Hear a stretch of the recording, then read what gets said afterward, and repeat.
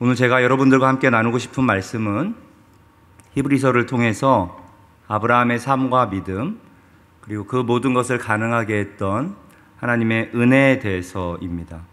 아브라함의 삶에 함께 하셨던 하나님의 은혜를 통해 우리에게 베푸시는 은혜가 얼마나 크고 놀라운 것인지 되새기고 은혜 베푸시는 하나님을 온전히 신뢰하는 그런 시간이 되면 좋겠습니다. 히브리서의 독자들은 믿은 지 꽤 시간이 흐른 짧지 않은 신앙생활을 해온 사람들입니다. 그런 그들에게 신앙적 위기가 닥쳐왔습니다. 유대교로 돌아오라는 미혹과 곧 박해가 다가올 조짐이 보이자 그들은 신앙적으로 흘러 떠내려갈 위기에 처했습니다. 그런 성도들을 구약을 인용하며 설득하고 경고하며 붙잡아 주려고 쓴 편지가 히브리서입니다. 특히 오늘 본문은 설득하고 경고하는 것에 더해서 좋은 본보기를 제시해서 성도들에게 힘을 주고 소망을 주려고 하는 대목입니다. 오늘 본문 바로 앞 구절인 6장 12절에 보시면 이렇게 되어 있습니다. 게으르지 아니하고 믿음과 오래 참음으로 말미암아 약속들을 기업으로 받는 자들을 본받는 자 되게 하려는 것이니라. 게으르지 아니하고 다음에 약속들을 기업으로 받는 자들의 비결 두 가지가 나오지요. 뭡니까? 믿음과 오래 참음입니다.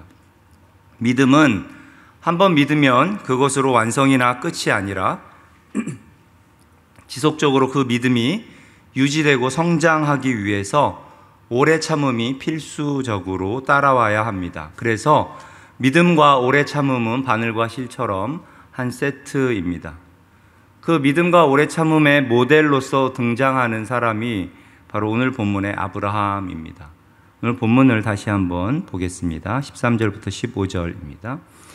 하나님이 아브라함에게 약속하실 때에 가리켜 맹세할 자가 자기보다 더 큰 이가 없으므로 자기를 가리켜 맹세하여 이르시되 내가 반드시 너에게 복주고 복주며 너를 번성하게 하고 번성하게 하리라 하셨더니 그가 이같이 오래 참아 약속을 받았느니라. 믿음의 조상 아브라함이 오래 참아 약속을 받았다고 본문은 말합니다. 그런데 아브라함이 믿고 오래 참아 약속을 받았다 할 때 이것이 언제인지를 생각해 볼 필요가 있습니다. 왜냐하면 13절에 하나님께서 아브라함에게 약속하실 때 맹세하시면서 약속하셨다고 나오기 때문입니다. 하나님께서 아브라함을 찾아오시고 약속을 주신 것은 한 번이 아닙니다. 아브라함이 갈대아 우르에 있을 때 찾아오셔서 명령하시면서 약속을 주셨고 가나안 땅에 왔을 때에도 말씀하시면서 약속하셨습니다. 창세기 15장에서는 별을 보여주시면서 자손의 번성을 약속하셨고 아브라함이 99세 때에는 내년 이맘때에 사라에게 아들이 있을 것이고 그 이름을 이삭으로 지으라고 말씀해 주시기까지 하셨습니다. 정말 여러 차례 반복해서 거듭 약속의 말씀을 주셨습니다. 그런데 그 모든 약속 가운데 단 한 번도 맹세하시면서 약속하신 적은 없습니다. 그렇다면 오늘 본문의 이 대목은 아브라함 생애에서 어느 지점에 있었던 일일까요? 우리 창세기로 한번 가보겠습니다. 창세기 22장을 가보겠습니다. 창세기 22장 15절부터 17절 말씀, 우리 찾으신 분들은 같이 한번 읽어보겠습니다. 여호와의 사자가 하늘에서부터 두 번째 아브라함을 불러 이르시되 여호와께서 이르시기를 내가 나를 가리켜 맹세하노니 내가 이같이 행하여 내 아들 내 독자도 아끼지 아니하였은즉 내가 네게 큰 복을 주고 내 씨가 크게 번성하여 하늘의 별과 같고 바닷가의 모래와 같게 하리니 내 씨가 그 대적의 성문을 차지하리라. 여기 나오죠. 내가 나를 가리켜 맹세하노니 아브라함이 하나님의 명령대로 아들 이삭을 바치려고 할 때 주어진 약속이 바로 하나님의 맹세로 주어진 것입니다. 이때 아브라함의 나이를 대략적으로 계산해 보면 100세의 아들 이삭을 얻었고 학자들이 추정하기를 이때 이삭이 번제나무를 질 정도가 되었기에 15살 그 이상이 되었다고 보는데, 그렇다면 아브라함의 나이 약 115세 그 이상 정도이고 하나님을 따라 나선 지는 약 40년이 더 지난 시점입니다.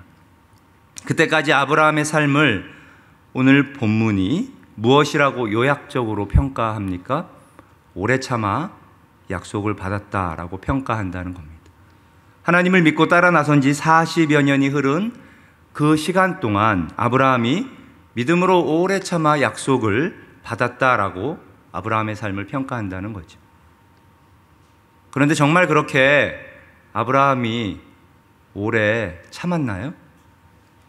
제가 새가족부를 섬기고 있는데 매 주일 새가족들 양육하기 전에 새가족들과 함께 예배를 드립니다. 작년에 그 예배에서 총 19번, 약 5개월간에 걸쳐서 아브라함에 대해 설교했습니다.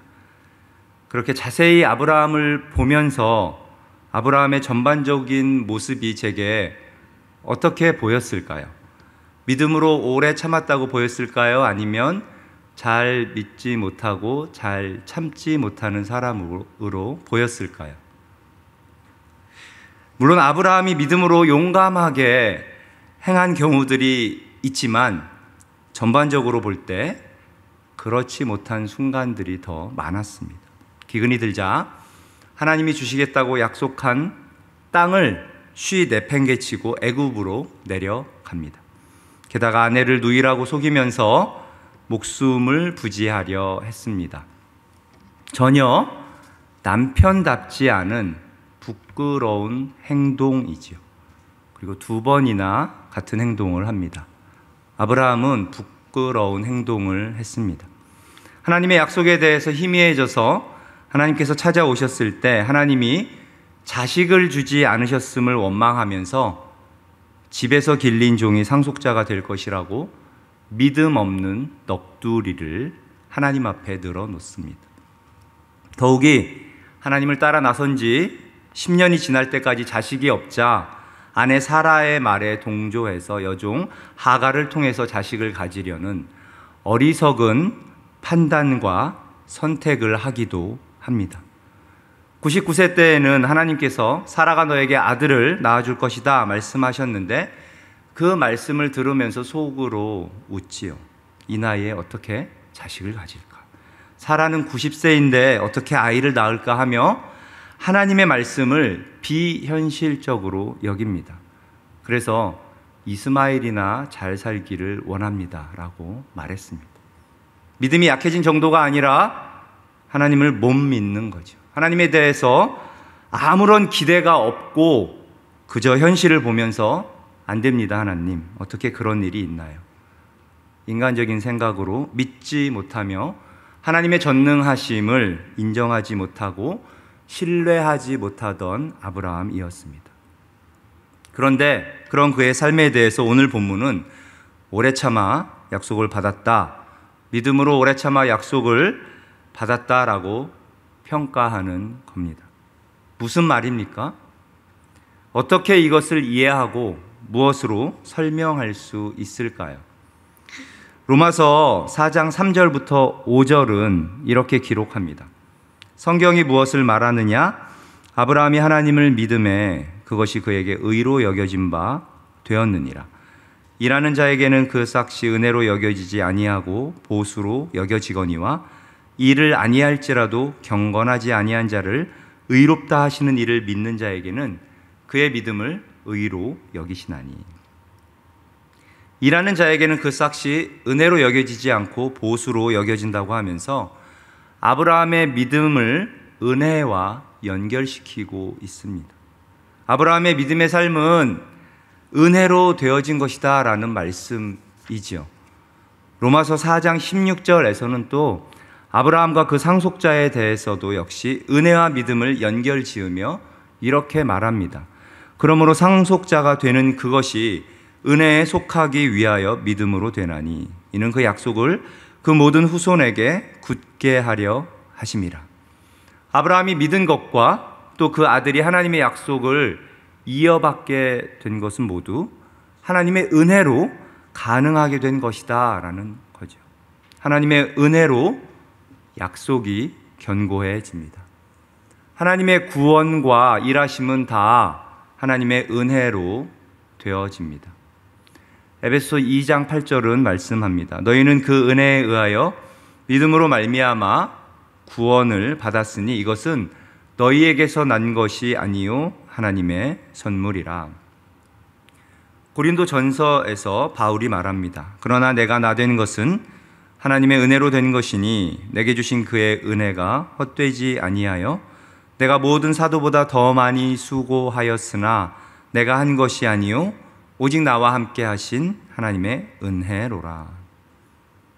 아브라함이 믿음으로 오래 참아 약속을 받은 것은 하나님께서 아브라함의 수치와 연약함과 어리석음과 믿음 없음을 다 아시고도 그를 받아주시고 용서하시고 도우시고 이끌어 오셨기에 가능한 결과였다는 겁니다. 부모는 어린 자녀의 부족과 잘못을 알면서도 잘 받아줍니다. 저희 큰애 수환이가 초등학교 6학년 때 사춘기에 접어들었습니다. 하루는 아내가 녹색 어머니의 당번을 하게 되었습니다. 아이들 등교 시간에 건널목에서 안전하게 아이들을 건네주는 안전요원을 한 거죠. 근데 멀리서 수환이가 학교 가는 길에 그 건널목을 건너려고 오길래 반가웠는데 글쎄 이 아들이 엄마를 보고도 고개를 돌리고 모른 채 하고 지나가더라는 겁니다. 아내가 그날 집에 와서 엄청 속상해하면서 글쎄 저 자식이 나를 남 취급했다고 엄청 마음 아파했습니다. 사춘기 아이들이 그렇습니다. 감당이 안 되죠. 그래도 그런다고 엄마도 똑같이 아들을 남 취급할 수 있나요? 또 속으로 사귀고 밥해주고 빨래해주고 뒷바라지 하면서 키우는 거죠. 그렇게 키운 그 아들이 중3 때 자기 입으로 신앙을 고백하고 세례를 받았고 올해 고3 수험생이 되었습니다. 하나님은 우리의 연약함을 모르셔서가 아니라 우리가 다양한 어려움들에 부딪히고 여러 선택과 고민의 순간을 맞아서 부끄러운 행동을 하고 믿음 없는 넋두리를 하며 어리석은 선택을 하는 그 모습까지 하나님의 전능하심을 인정하지 못하고 신뢰하지 못하는 그 모든 허물들까지 다 품으시고 다시 기회를 주시고 힘을 주시며 작은 믿음의 결단들과 헌신들을 할 때 잘했다 칭찬하시면서 오래 참음으로 약속을 받는 그 자리까지 이끌어 가십니다. 보세요. 아브라함이 그런 하나님의 지속적이고 변함없는 은혜를 경험하며 하나님이 어떤 분인지 알게 되자 어떻게 합니까? 그토록 오래 기다렸던 아들을 눈에 넣어도 아프지 않을 그 아들 이삭을 하나님 앞에 주저하지 않고 바치는 자리에까지 갑니다. 그리고 그 이삭을 바치는 바로 그때 이삭을 향해 칼을 든 손을 멈추게 하시고 하나님께서 맹세까지 하시면서 약속을 주시는 겁니다. 맹세는 하나님께서 당신의 이름을 걸고 그만큼 확실하게 약속을 지키겠다고 하시는 거죠. 택하시고 구원하신 자를 끝까지 놓지 않으시고 신앙의 목적지까지 데려가시겠다는 하나님의 의지가 보이시나요? 우리는 늘 시간이 걸리는 일에 있어서 연약함을 드러내는 한계 많은 존재입니다.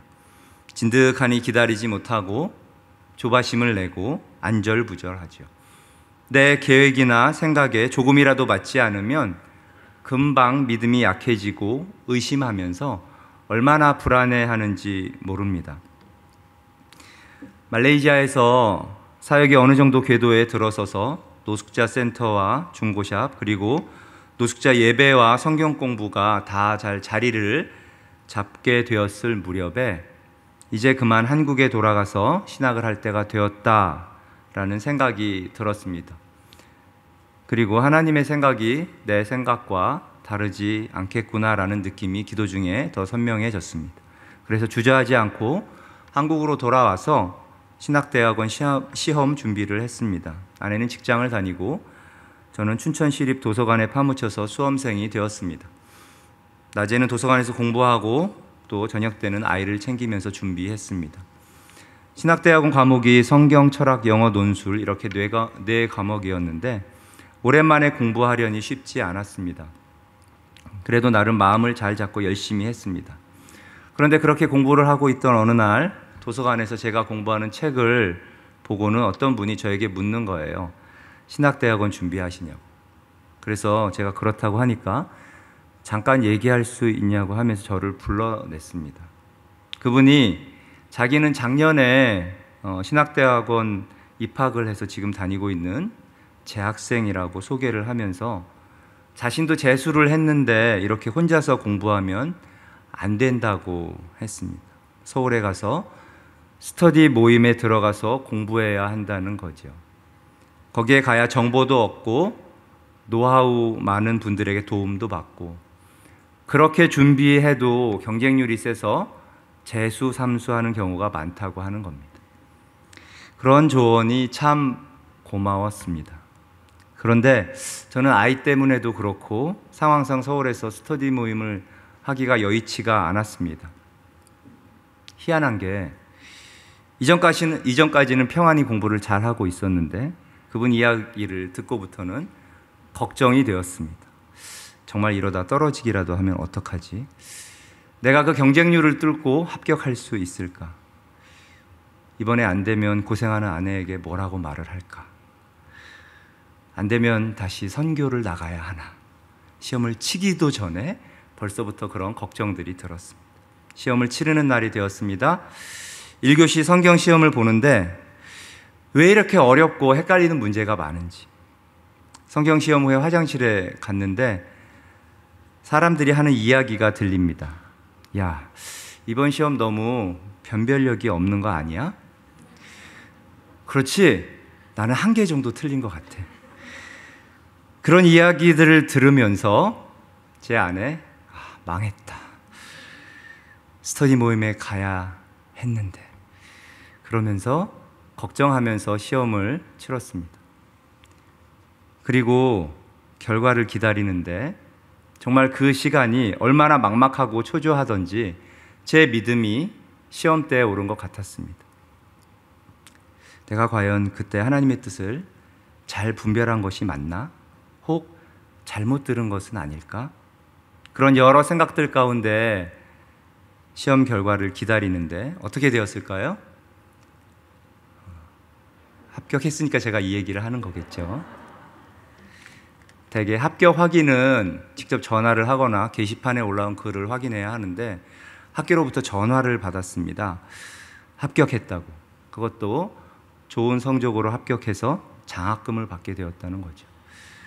장학금이 중요한 것이 아니라 하나님이 저에게 확신을 주셨던 그 선명한 생각과 마음에 대해서 하나님이 정말 신실한 분이시구나 경험하는 계기가 되었다는 거죠. 그러고 나니까 사람들의 말에 불안해하고 부정적인 생각을 했던 제 자신이 하나님 앞에 정말 부끄러워졌습니다.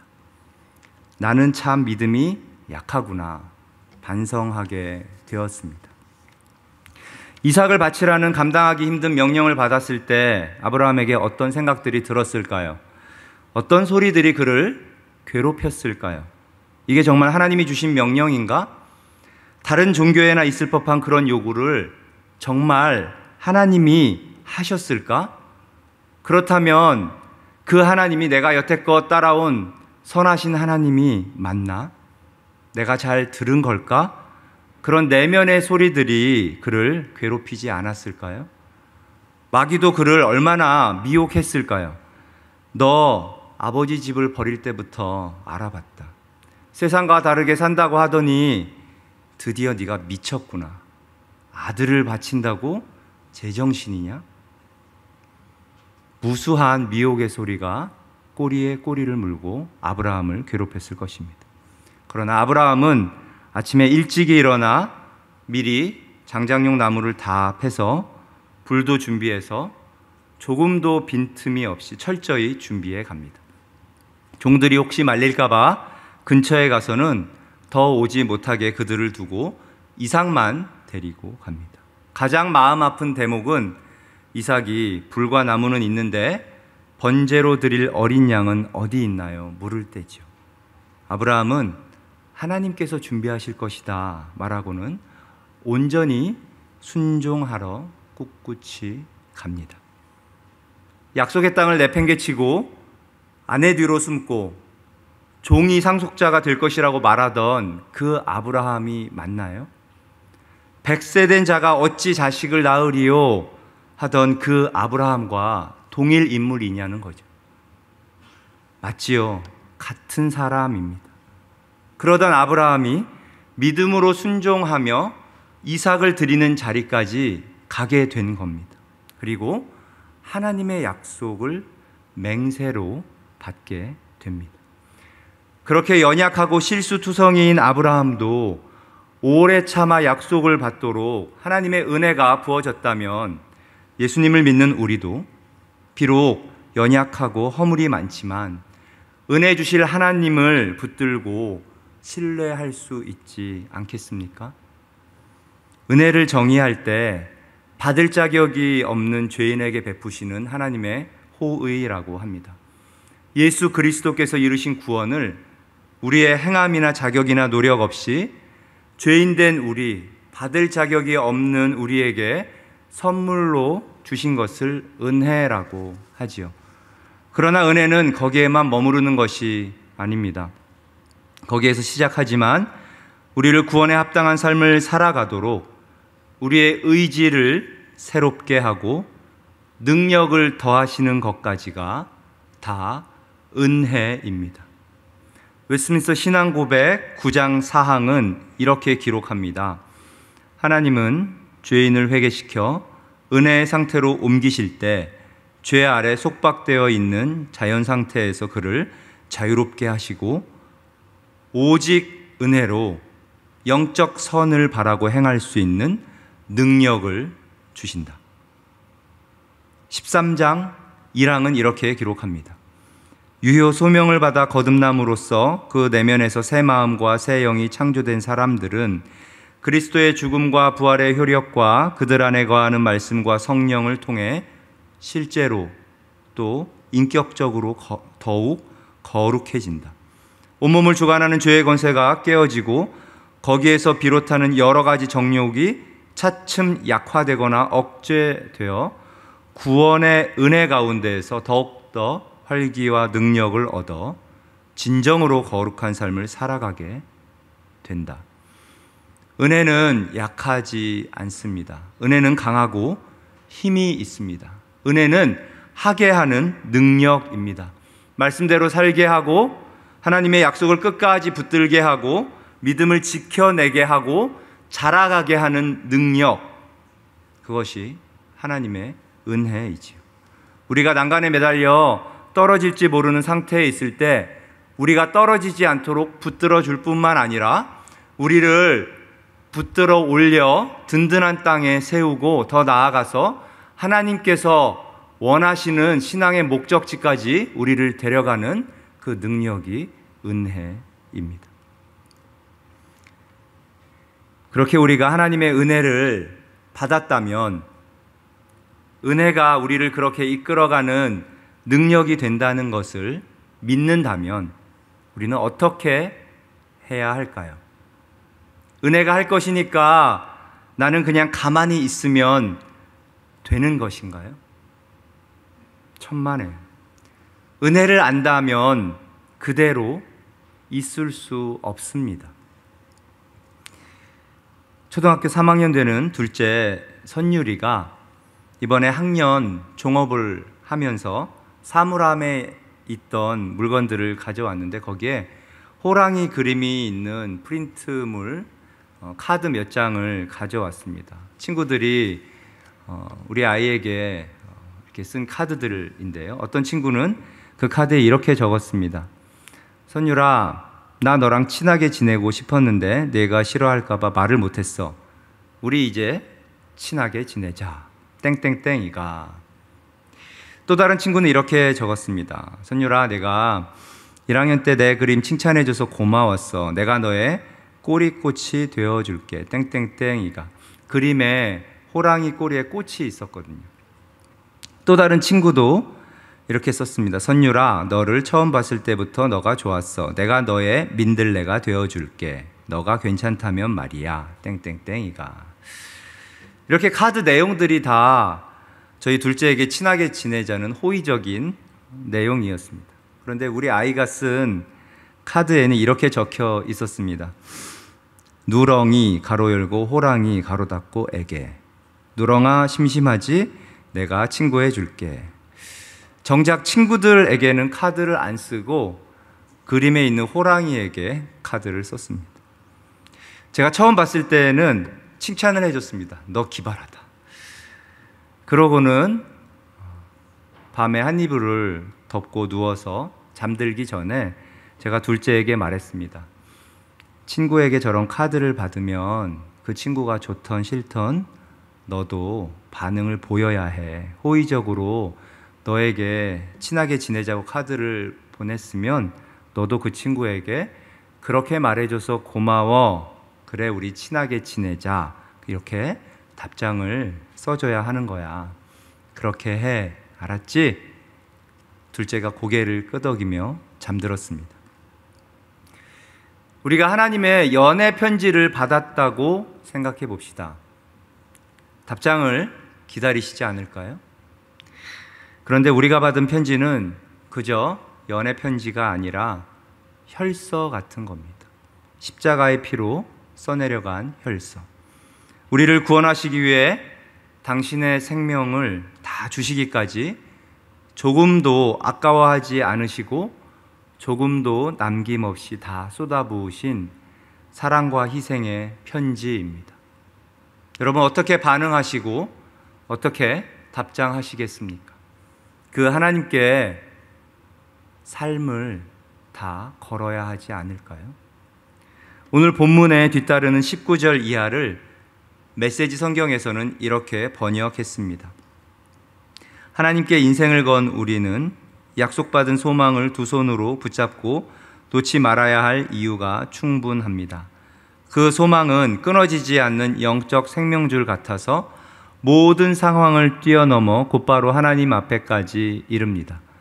그곳에는 우리보다 앞서 달려가신 예수께서 멜기세덱의 반열에 따라 우리를 위한 영원한 대제사장직을 맡고 계십니다. 하나님께 인생을 건 자들은 앞서가신 예수님을 바라보며 어떤 상황도 뛰어넘을 소망을 가지게 되는 거죠. 호주 YM 퍼스 베이스에는 다양한 스쿨이 있는데 그 중에 버스 어텐던트 스쿨이 있습니다. 줄여서 BAS라고 부르는데요. 이 학교는 산파 교육을 시키는 학교입니다. 출산 도우미 과정이죠. 매해 7월에 그 스쿨이 열리고 3개월간 이론 교육을 받고 9개월간 전도 여행을 합니다. 보통 가난한 나라, 의료시설이 부족한 곳에 들어가서 산모들을 돌보고 아이를 받아주며 선교를 합니다. 2005년에 14명의 학생들이 강의 기간을 마치고 나이지리아로 전도 여행을 떠났습니다. 20대 초반부터 후반까지 젊은 자매들로 구성된 팀이었습니다. 약 2달 넘게 그곳에서 가난한 산모들을 돌봐주고 아기를 받아주며 복음을 전했습니다. 그러던 어느 주일날 팀원들이 버스를 타고 예배를 드리러 교회를 가다가 교통사고를 당했습니다. 그 사고로 많이 다치고 팀원 2명이 죽었습니다. 한 자매는 타이티 출신이고 한 자매는 미국 자매인데 휘튼 대학을 졸업하고 선교사로 준비하고 있던 자매였습니다. 그 사고로 전도여행이 중단되고 팀원들은 다 복귀를 했습니다. 베이스는 큰 충격과 슬픔에 빠졌습니다. 후에 온라인으로 연결을 해서 추도 예배를 드리고 함께 기도하며 유족들을 위로하는 시간을 가졌습니다. 그때 이 미국 자매 부모님이 그런 이야기를 했습니다. 너무 슬프고 마음이 아프지만 우리 딸이 하나님을 위해 그렇게 삶을 드릴 수 있게 된 것에 감사한다. 그리고 더 놀라운 것은 그렇게 큰 일을 겪은 후에 베이스에서 많은 고민 끝에 그 다음에 스쿨을 다시 열기로 결정했는데 막상 열고 보니까 사고 당했던 자매들이 다 다시 왔습니다. 어떤 자매는 아직 회복이 덜 돼서 목발을 짚고 왔습니다. 죽음과 사고에 대한 두려움조차도 하나님의 부르심을 막지 못하는 거죠.